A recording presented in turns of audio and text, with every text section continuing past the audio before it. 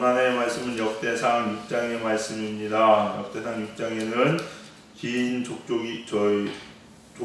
기록되어 있는데 누구의 족보입니까? 레위 자손의 족보입니다. 여러분, 레위 자손의 족보가 쭉 기록되어 있는데 이 레위 자손의 족보를 보면서요, 물론 여러 가지 많은 의미가 있겠지만 특별히 눈에 들어오는 게 하나 있습니다. 다른 족보와 조금은 다른 족보, 독특한 족보가 있는데 바로 뭐냐면요, 31절부터 기록되어 있는 48절까지의 족보입니다. 48절까지의 족보예요. 뭐가 다르냐? 혹시 눈치를 채셨는지 모르겠지만 원래 모든 족보는요, 조상이 기록되어 있고 후대가 기록되어 있습니다. 그러니까 누구의 아버지의 아들은 누구고 그가 누구를 낳고 그가 누구를 낳고, 그래서 1대 2대 3대 4대 쭉 내려옵니다. 이게 족보예요. 우리 아버지의 조상 아들은 안민혁이고 안민혁의 아들은 뭐 안세하고 이렇게 나오는 게 족보거든요. 근데 이 31절부터 48절까지는 거꾸로 되어 있습니다. 거꾸로 되어 있어요. 즉 무슨 얘기냐? 거기 보시면요, 3, 4절은 사무엘은 엘가나의 아들이요, 엘가는 여로함의 아들이요, 여로함은 엘리우스의 아들이요. 그러니까 거꾸로 사무엘, 엘가나, 여로함 이렇게 올라오고 있어요. 원래는 화면은 여로함, 엘가나, 사무엘 이렇게 나와야 되거든요. 근데 그게 아니라 거꾸로 사무엘부터 시작되는 거예요. 밑에서 아들은 누구의, 아들의 아버지는 누구고 이 사람의 아버지는 또 누구고 이 아버지는 또 누구다. 거꾸로 올라가고 있어요. 읽어보시면 그렇죠, 여러분요? 예, 그러니까 족보가 거꾸로 기록되어 있는 거예요. 왜 다른 데는 안 기록해 이것만 이렇게 독특하게 이렇게 기록해 놨느냐? 이게 우리한테 궁금증을 자아내게 되어 있습니다. 족보라는 게 보면요, 족보가 가지는 기본적인 의미는 뭐냐면요, 자식이라는 건 부모 자식으로 기술되어 있는 거, 이게 족보죠. 이건 어떤 의미가 있느냐? 그만큼 자식이 많고 부모가 자식을 많이 낳고 그 자식이 또 자녀들을 많이 낳았다. 이건 뭐냐? 즉 자식은 여호와의 기업이요 태의 열매다 라고 하는 시편 127편 3절의 말씀처럼 열매입니다. 즉 축복이에요. 기업이에요. 자녀가 풍성하게 많다는 것은 하나님께서 그 가정에 그만큼 축복을 주셨다는 것이고 축복을 받았다는 것이고, 그래서 태의 열매이고 부모의 기업입니다. 자랑스러운 겁니다. 이렇게 쭉 나와야 돼요. 그래서 이게 위에서부터 쭉 되어 있는 거는요, 이 집안이 이만큼 풍성함을 누렸구나, 태의 열매를 많이 거뒀구나, 하나님부터 이런 축복을 받았구나, 이걸 알 수가 있어요.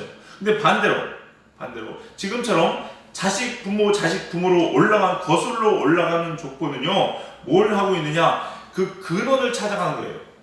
뿌리를 계속 올라가는데 쭉 이렇게 올라가고 있는 방향성이거든요. 방향이 어디로 올라가요? 위로 올라가요. 위로. 즉 뿌리가 시작이 어디로부터 시작된다는 거예요? 결국은 조상으로 끝까지 가고 있고 하나님께 가게 돼 있거든요. 이게 우리가 위로 올라가는 건데 뭐가 위로 올라가냐는 거예요. 자 봅시다. 31절 봅시다. 31절 같이 읽겠습니다. 시작. 언약궤가 평안을 얻었을 때 다윗이 여호와의 성전에서 찬송하는 직분을 맡은 자들은 아래와 같았더라. 아멘. 자, 찬송하는 자의 직분을 맡은 사람들에 대한 족보를 기록할 때는 뭐라고 있느냐? 아래서부터 위로 기록하고 있다는 거예요. 즉 이 찬송의 뿌리는 어디라고요? 위로 올라가서 결국 누구라고요? 하나님이라고요, 여러분. 즉 이 족보 31절부터 48절까지 나와 있는 족보와 이야기하고 싶은 건 뭐냐? 우리 찬송하는 삶의 결국 뿌리는 누구를 향해 찬송해야 된다? 하나님을 찬양해야 된다. 하나님을. 다른 족보들은 하나님께서 우리에게 주신 축복을 이야기한다면 반대로 찬양하는 사람, 우리 찬양하는 사람의 삶은요, 누구로에게만 찬양해야 된다? 하나님에게만 찬양해야 된다라는 것을 이야기하고 있습니다. 그래서 이걸 정리를 해보면 이런 의미죠. 우리 삶의 열매는요, 자꾸 세상으로 흘려보내야 되죠. 족보를 통해서 자꾸 퍼뜨려야 됩니다. 여러분.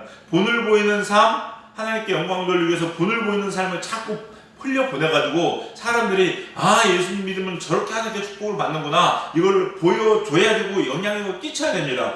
그와 동시에 우리는 누구를 봐야 돼요? 하나님 보면서 하나님을 찬양하는 삶을 살아야 된다는 거예요. 이 모든 영광을 누구에게만? 하나님께만 돌려야 된다라고 기록하고 있는 게 오늘 족보의 메시지가 아니겠냐는 겁니다, 여러분. 우리 사랑하는 성도님들, 하나님만 찬양하는 여러분 되시길 바라겠습니다. 또한 또 하나의 의미가 있는데, 그러면은요, 이 족보가 아래로 향하지 않고 위로 향하고 있다는 것은요, 하나 더 의미가 있는데 무슨 의미가 있느냐? 첫 번째는 하나님을 향해 찬양해야 된다는 것이고, 그 찬양이 누구로부터 왔다는 거예요? 하나님으로부터 왔다는 거예요, 여러분. 그 얘기를 하고 있는 거예요. 우리가 찬양할 때 그 족보 계속 올라갑니다. 뿌리 근원을 찾아가서 올라가 보니까 이 찬양이 그냥 내가 내 마음대로 그냥 하는 거라 생각했는데 그게 아니라 그 뿌리가 어디에 있었다? 하나님께 있었다라고 이야기하는 겁니다, 여러분. 오늘 보니까 38절, 48절에 보면 결국은 누구한테 올라갑니까? 누구의 종교를 짓습니까? 레위한테 종교를 짓습니다, 여러분. 레위. 왜 레위한테 짓겠습니까, 여러분? 레위는요, 하나님께서 직접 세우신 별도 12지파를 세우고서 그 레위의 직분을 수여한 게 누구예요? 하나님이에요, 하나님. 즉 레위는 하나님으로부터 직분을 받은 자예요. 다시 얘기하면 찬양의 시작은 하나님께 직분을 받은 자, 즉 하나님으로부터 왔다는 것을 이야기하고 있습니다, 여러분. 제 모든 영광은 나에게 시작된 것이 아니라 누구로부터 시작됐다? 하나님으로부터 시작됐다. 그래서 누구에게 돌아가야 된다? 하나님께 돌아가야 된다는 것을 이야기하고 있는 겁니다, 여러분. 그러니까 내가 이렇게 잘 먹고 잘 살고 평안할 수 있는 거, 혹 더 나가서 신앙적으로도 내가 하나님께 믿을 수 있는 거, 내가 내 입으로 하나님을 찬양할 수 있는 것이 그냥 내 의지로 내가 이렇게 찬양하는데 이게 아니라는 거예요. 내가 찬양해 누가 주신 거예요? 하나님이 주신 거예요. 하나님이 주신 거예요. 여러분 믿음도요. 믿음을 여러분 믿음의 은사라고 들어보셨죠? 예, 믿음의 은사입니다. 그 얘기는 무슨 얘기인지 아세요, 여러분? 은사는요, 하나님이 주시는 게 은사예요. 내 공로로 받는 게 은사가 아니에요, 여러분. 근데 사람들은 착각합니다. 믿음 있는 게 내가 믿음이 있다고 생각하는 거예요. 아니에요, 여러분. 그렇지 않습니다, 여러분. 하나님이 주셨기 때문에 믿어지는 겁니다, 여러분.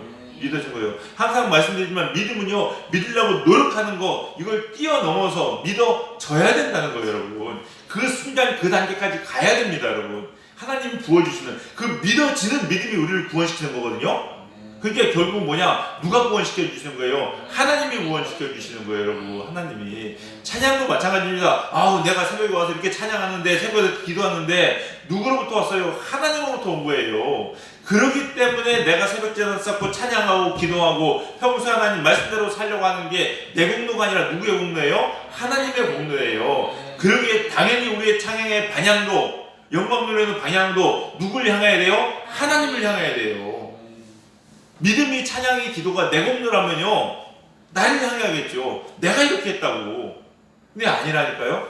누가? 하나님께서 주신 것이기 때문에 이 찬양의 방향은 누구에게? 하나님으로부터 왔고 하나님께 가야 된다라는 겁니다. 욥기 1장 21절에 욥이 이런 고백을 하죠. 이르되 내가 모태에서 알몸으로 나와서 온즉 또한 알몸이 그리로 돌아가올지라 주신 이도 여호와시요 거두신 이도 여호와이시니 여호와의 이름이 찬송을 받으실지니라 하고. 맞죠, 여러분? 주신 이도 하나님, 거두신 이도 하나님, 다 누구예요? 하나님이시라는 거예요, 여러분. 이런 삶을 살아가야 된다는 겁니다, 여러분. 이런 삶을. 레위의 삶은 이런 삶이었습니다. 하나님께 직분을 받은 사의 삶은 이런 삶이었습니다. 이게 바로 청지기의 삶이라는 거죠, 여러분. 모든 공로는 누구에게 있습니까? 주인에게 있습니다. 하나님께 있는 거예요, 여러분. 우리 집 앞마당 씁니다. 옛날에 4대 집안에서 대감님이, 영감님이, 주인이 하인들 시켜가지고 앞마당 막 쓸어요. 손님 있다고 해서 이 집은 정말 깨끗하네요. 대단하십니다. 노예 칭찬합니까? 아니요, 집주인 칭찬하는 거예요, 여러분. 맞죠? 맞아요. 또 지저분해, 막. 집이 지저분해. 그러면은 노예 흉볼까요? 집주인 흉봐요. 여러분 아시죠, 여러분? 맞죠? 맞아요, 여러분. 누구예요? 하나님이에요, 하나님. 목사님, 그러면은 그래도 좀 억울하지 않습니까, 여러분? 안 그래요, 여러분. 하나님께서 이렇게 찬양하는 사람들은 어떤 축복을 주실까요? 그 뒤에 보시면요, 54절부터 보세요. 54절부터 마지막 절까지 제일 많이 나오는 단어가 뭐가 있습니까? 초원이요, 초원. 초원을 주셨다는 거, 초원을 주셨다는 거. 이렇게 하나님을 찬양하는 사람들, 하나님으로부터 왔다고 고백하면서 하나님께만 영광 돌리는 사람들에게는요, 하나님 뭘 주시냐? 초원을 주십니다, 여러분. 초원은 좋은 거예요, 나쁜 거예요? 좋은 거예요, 여러분. 그래서 유행가도 있잖아요. 저 푸른 초원이 이런 거 있잖아요. 네. 얼마나 좋은 유행가도 써놨겠어요, 여러분. 이 초원을 주신다는 거예요, 여러분. 여러분, 레위 지파는요, 성읍을 분배 받았어요, 못 받았어요? 못 받았어요, 여러분. 못 받았어요. 그럼에도 불구하고 이들은요 진짜 저 푸른 초원에서 살았습니다, 여러분. 이거를요 요즘 시장으로 가져볼까요? 목사님 저는 가진 것도 없고 받은 것도 없고 집불도 없는데요 어떻게 잘 살 수 있고 뭐 먹고 삽니까? 하나님 찬양하세요. 그러면은요 아무것도 받지 못한 레위 지파가요 세상에 초원을 무지개 봐서 초원에 살더라고요, 여러분. 초원이에요. 땅을 분배받았는데 보니까 먼지 풀풀 나고 그런 땅일 수도 있잖아요. 근데 레위 지파는요 다 초원만 줬어, 초원만. 이곳 분배받고 저곳 분배받고 각가지 분배받은 그 땅 중에서도 초원, 속된 말로 노른자위만 분배받고 살잖아요, 여러분. 이게 하나님 찬양하는 사람들의 삶이에요, 여러분.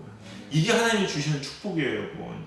아우 나는 가진 것도 없고 돈도 없고 나는 흙수저가 아니라 아예 수저도 안 잡고 태어난 것 같아요. 흙수저는 그냥 나무젓가락 붙잡고 일하는 것 같아요 라고 하는 사람들이요 상관없습니다. 그게 중요한 게 아니잖아요, 여러분. 레위 지파 집불도 없었잖아요, 여러분. 맞죠?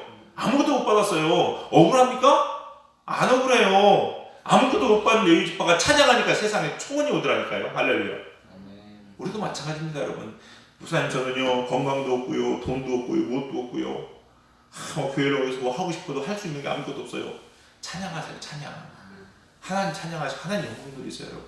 예배당에 와서 기도하시면서요 하나님 이름 부르세요, 여러분.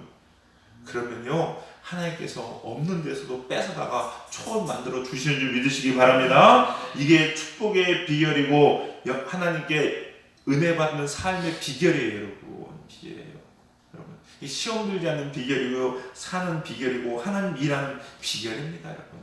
하나님을 찬양하세요. 여호와를 찬양하라. 어떻게 됩니까? 마귀가 떠나갈 것이다. 떠나갈 것이다. 우리 삶 가운데 힘들고 어렵던 문제들 풀리지 않는 문제 뭐 할 때 여러분 풀려요? 하나님을 찬양할 때. 하나님을 찬양할 때. 그거 풀리는 거예요, 여러분. 이렇게 아무만 얘기해도요 믿음이 없으면요 찬양이 안 나오죠, 여러분? 안 나와요. 그러니 찬양할 수 있다는 자체가 내가 정말로 내 중심으로 하나님을 찬양할 수 있다는 자체가 이미 큰 은혜를 받은 것이고 이미 축복받은 것이에요, 여러분. 우리 사랑하는 성도님들, 오늘 이 역대상 6장의 말씀을 통해서 여러분들도 하나님으로부터 온 그 한 마음으로 하나님만을 찬양하시기 바랍니다. 그래서 여러분의 삶은요 아무것도 분배받지 못한 삶처럼 보일지라도 결국 초원은 가장 알짜배기 축복들을 다 받는 우리 사랑하는 성도님들 되시기를 주님의 이름으로 간절히 축원합니다. 기도하시겠습니다. 사랑과 은혜가 풍성하신 주님 감사합니다. 우리들로 하여금 주의 전을 찾게 하시고 입을 열어 주님을 찬양하며 주님 앞에 기도할 수 있는 은혜 주시니 주님 감사합니다. 하나님, 이것이 우리가 받은 축복의 시작이요 완성임을 고백하며 늘 하나님만 찬양하고 하나님만 예배하는 우리 사랑하는 성도님들 될 수 있도록 인도하여 주시옵소서. 우리의 가진 것으로 인하여서 우리의 환경으로 인해서 낙심하는 어리석은 자들 되지 않게 하여 주시옵시고 어느 곳에든지 어떤 상황에서든지 하나님을 예배하고 찬양하는 복된 우리 성도들 되게 하여 주시옵소서. 그래서 하나님 레위 지파에게 초원을 허락하신 것처럼 우리 사랑하는 성도님들 하나님을 찬양하는 우리 성도님들에게 하나님의 초원을 허락하여 주시옵소서. 그런 하나님의 축복받는 우리 성도들 될 수 있도록 인도하여 주시옵소서. 오늘 이 새벽에도 성령님께서 우리와 함께하여 주시옵시며 우리의 기도를 도우시고 우리의 기도를 응답하여 주실 줄 믿습니다. 감사드리며 예수님의 이름으로 기도했사옵나이다. 아멘. 우리 함께 찬양하시면서 우리 기도하시기 바라겠습니다. 오늘 말씀 기억하시기 바라겠고요. 하나님만을 찬양하는 삶이 될 수 있게 달라고 기도하시고 교회를 위해서 기도하시고 여러분 특별히 나라와 민족을 위해서 기도하시는데 여러분 특별히 우리 선거를 위해서 꼭 기도 부탁드리겠습니다. 여러분 다른 거 없습니다. 하나님 경외하고 하나님 사랑하는 사람들이 세워져야 됩니다. 여러분 그게 다입니다. 코로나 보십시오. 여러분 정치를 잘하고 경제를 살리고 못 살리고 이게 의미가 있어요, 여러분? 없어요, 여러분. 하나님이 지키셔야 됩니다. 하나님 유정자들이 이번에 선교를 통하여 하나님 꼭 하나님의 사람들을 세워지게 달라고 기도하시고 육계자들의 눈을 열어주셔서 하나님의 사람들을 뽑을 수 있도록 도와달라고 꼭 선교를 위해서 기도하시기 바라겠습니다. 우리 성도님들을 위해서 중보 기도하실 때 믿음을 위해서 기도하시기 바라겠고요. 또 교회를 위해서 이 종을 위해서 중보 기도 부탁드리겠습니다. 내일 거룩한 성을 위해서도 기도 부탁드립니다.